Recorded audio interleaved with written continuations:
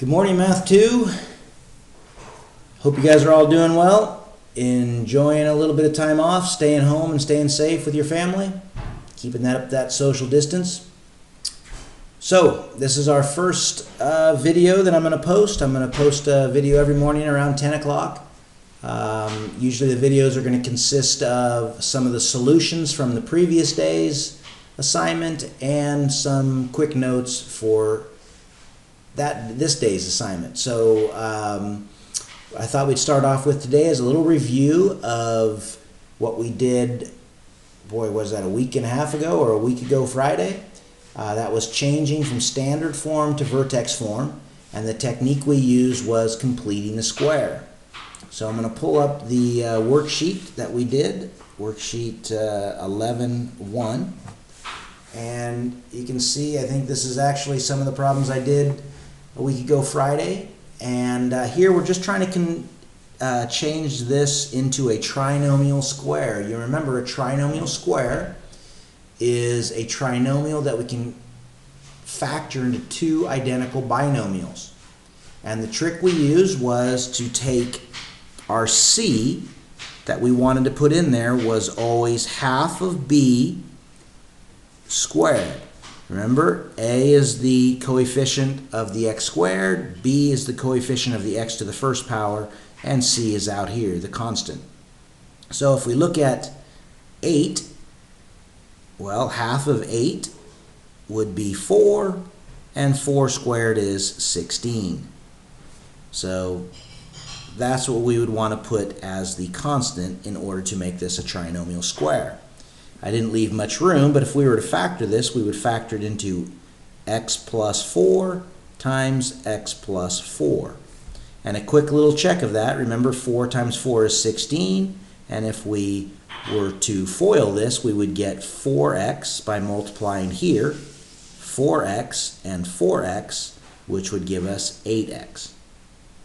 Okay, and of course, I wrote a little too big, but we would rewrite this as x plus 4 squared. So going through these, half of 4 is 2, and 2 squared is 4. And again, we could factor this into x plus 2 times x plus 2, and we would rewrite it as x plus 2 squared. All right, down here, well, let's do this one up here. So half of negative 14 is negative 7. Negative 7 squared is 49.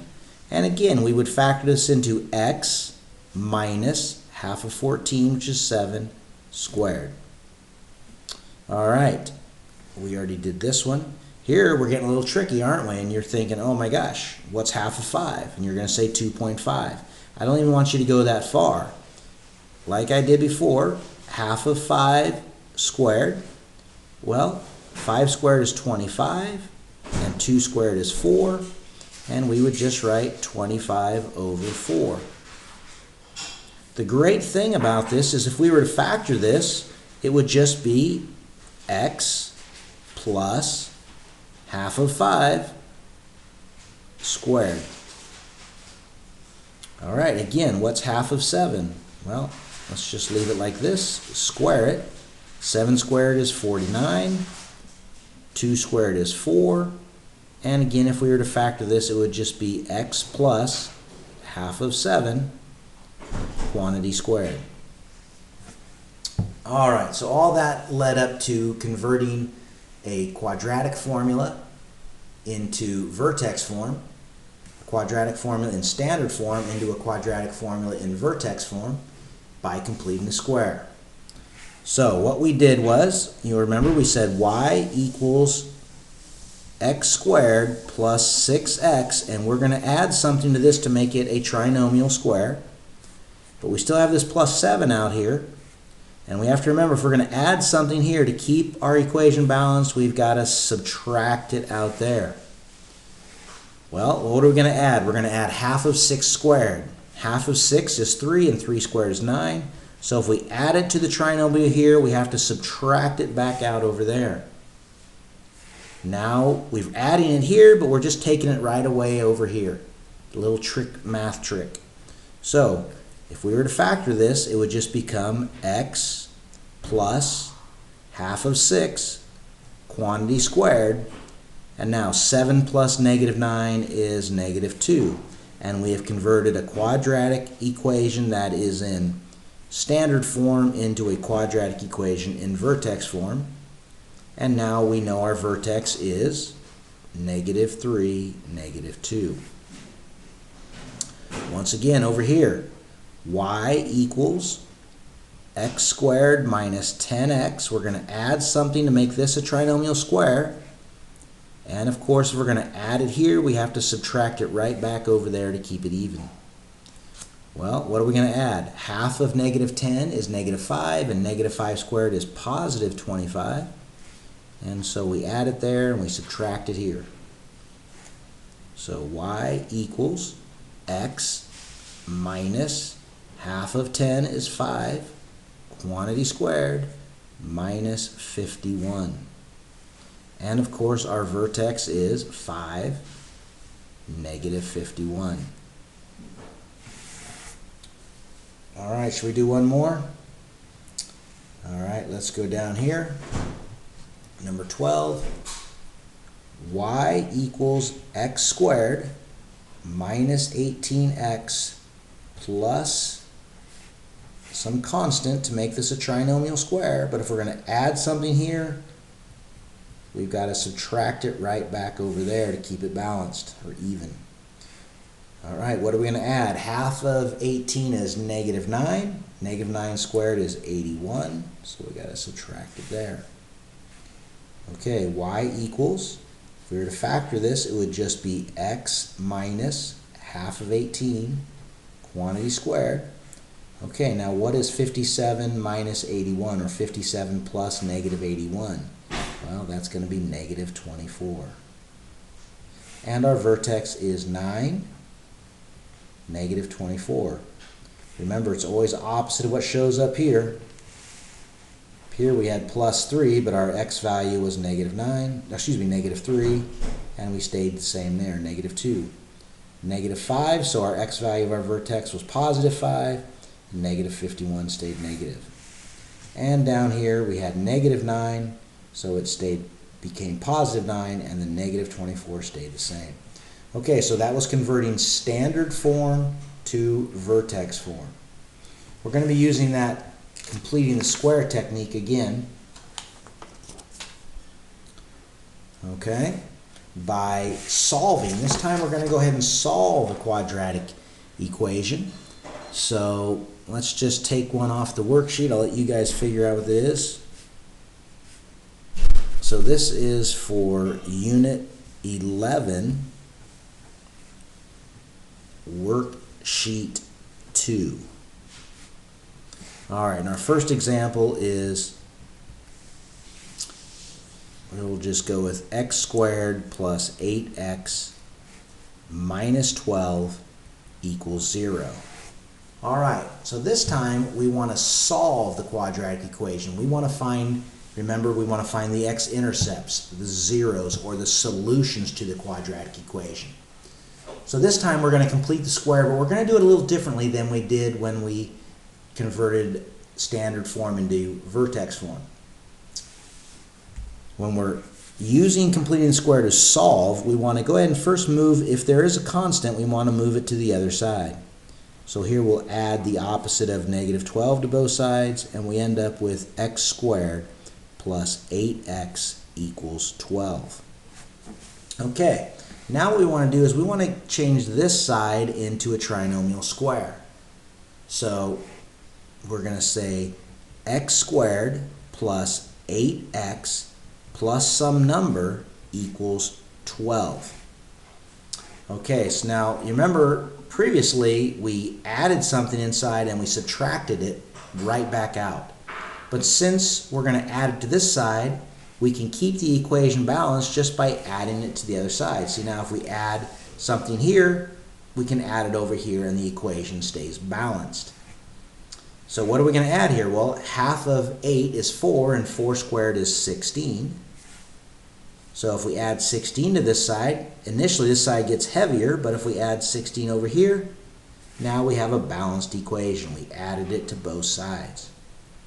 Well, the reason we complete the square, as you know, is so that we can factor it into x plus 4 squared equals 12 plus 16 is 28.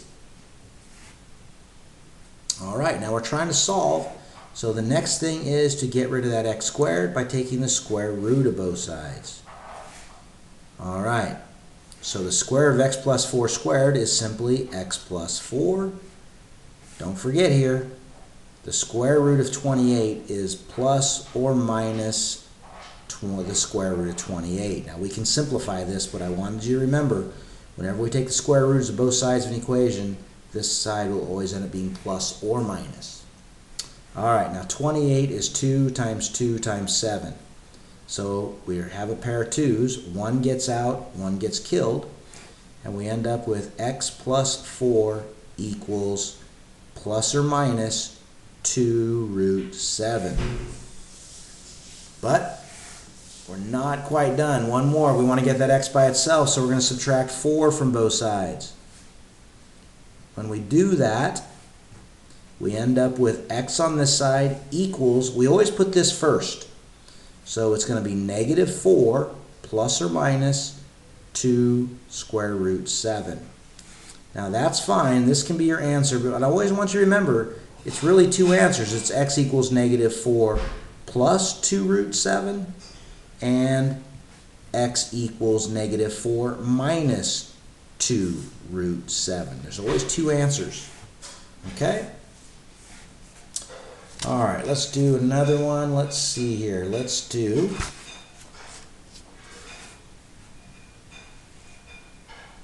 all right, here's a good one. Example number 2. X squared minus 16x plus 20 equals 12. All right. So again, we want to solve this by completing the square. So the idea is to get these two guys by themselves so we can add something and make it a trinomial square.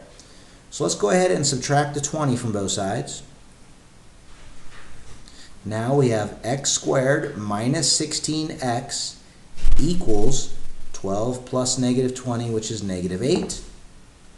But remember, we want to make this a trinomial square, so we're going to say x squared minus 16x plus some constant equals negative 8. But in order to keep the equation balanced, if we're going to add it to this side, we have to add it to that side. So now we'll keep the equation balanced. All right, well, what are we going to add? Half of 16 is 8, and 8 squared is 64. So we're going to add 64 to this side, and we're going to add 64 to that side, keeping the equation balanced. Well, the whole purpose of completing the square is to get x minus 8 times x minus 8. Remember, x times x would be x squared, and negative 8 times negative 8 is positive 64, and negative 8x plus negative 8x is negative 16x. Okay, but we would write it like x minus 8 squared equals 64 plus negative 8 is, that's right, 56. Good job. All right, we're going to take the square root of both sides. When we get down to this point, we want to get rid of that squared, so we'll take the square root of both sides. The square root of x minus 8 squared is just x minus 8. All right, the square root of 56, well, 56 is 2 times 2 times 2 times 7, right? 2 times 2 is 4, times 2 is 8, and 8 times 7 is 56. Well, remember, we're looking for pairs. So 1, 2 gets out, 1, 2 gets killed, and unfortunately that 2 and that 7 are stuck inside. So it's going to be plus or minus 2 square root 14. All right, one last thing. Get that x by itself by adding 8 to both sides. X equals, always put this guy first, 8 plus or minus 2 root 14. Remember, that could be 8 plus 2 root 14 or 8 minus 2 root 14. It's considered two answers. All right, moving on.